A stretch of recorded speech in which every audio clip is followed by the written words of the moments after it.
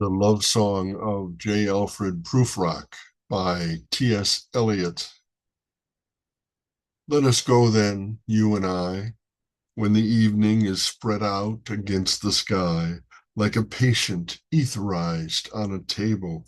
Let us go through certain half-deserted streets, the muttering retreats of restless nights in one-night cheap hotels, and sawdust restaurants with oyster shells, streets that follow like a tedious argument of insidious intent to lead you to an overwhelming question. Oh, do not ask what is it. Let us go and make our visit. In the room, the women come and go, talking of Michelangelo. The yellow fog that rubs its back upon the window panes, the yellow smoke that rubs its muzzle on the window panes, licked its tongue into the corners of the evening, lingered upon the pools that stand in drains, let fall upon its back the soot that falls from chimneys, sipped by the terrace, made a sudden leap, and seeing that it was a soft October night, curled once about the house and fell asleep. And indeed, there will be time for the yellow smoke that slides along the street, rubbing its back upon the window panes. There will be time to prepare a face to meet the faces that you meet. There will be time to murder and create, and time for all the works and days of hands that lift and drop a question on your plate. Time for you, and time for me, and time yet for 100 indecisions, and for 100 visions and revisions before the taking of a toast and tea. In the room, the women come and go, talking of Michelangelo. And indeed, there will be time to wonder, do I dare?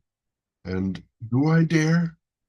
Time to turn back and descend the stair with a bald spot in the middle of my hair. They will say, how his hair is growing thin. My morning coat, my collar mounting firmly to the chin, my necktie rich and modest, but asserted by a simple pin. They will say, but how his arms and legs are thin. Do I dare disturb the universe? In a minute, there is time for decisions and revisions which a minute will revise. For I have known them all already, known them all, have known the evenings, mornings, afternoons. I have measured out my life with coffee spoons. I know the voices dying with a dying fall beneath the music from a farther room. So how should I presume? And I have known the eyes already, known them all, the eyes that fix you in a formulated phrase. And when I am formulated, sprawling on a pin, when I am pinned and wriggling on the wall, then how should I begin? To spit out all the butt ends of my days and ways, and how should I presume? And I have known the arms already, known them all, arms that are braceleted and white and bare, but in the lamplight downed with light brown hair. Is it perfume from a dress that makes me so digress? Arms that lie along a table or wrap about a shawl? And should I then presume? And how should I begin? Shall I say, I have gone at dusk through narrow streets and watched the smoke that rises from the pipes of lonely men in shirt sleeves leaning out of windows? I should have been a pair of ragged claws scuttling across the floors of silent seas. And in the afternoon, the evening sleeps so peacefully, smoothed by long fingers, asleep, tired, or it malingers, stretched on the floor here beside you and me. Should I, after tea and cakes and ices, have the strength to force the moment to its crisis. But though I have wept and fasted, wept and prayed, though I have seen my head grown slightly bald, brought upon a platter, I am no prophet, and here is no great matter. I have seen the moment of my greatness flicker, and I have seen the eternal footman hold my coat and snicker, and in short, I was afraid.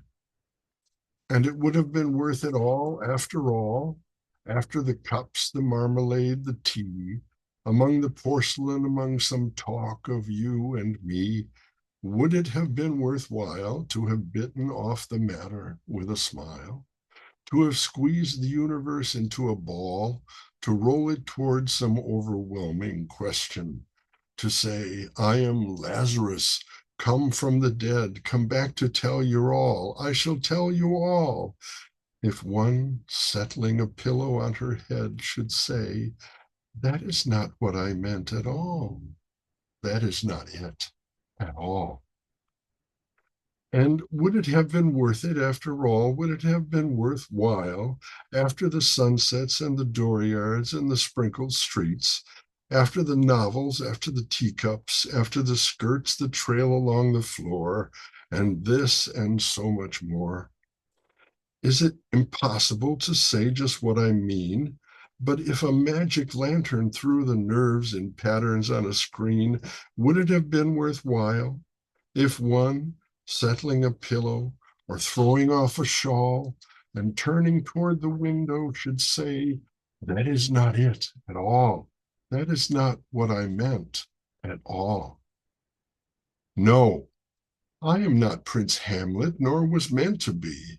And I am attendant lord, one that will do to swell a progress, start a scene or two, advise the prince, no doubt an easy tool, deferential, glad to be of use, politic, cautious, and meticulous, full of high sentence, but a bit obtuse. At times, indeed, almost ridiculous, at times, almost the fool. I grow old, I shall wear the bottoms of my trousers rolled. Shall I part my hair behind? Do I dare eat a peach? I shall wear white flannel trousers and walk upon the beach.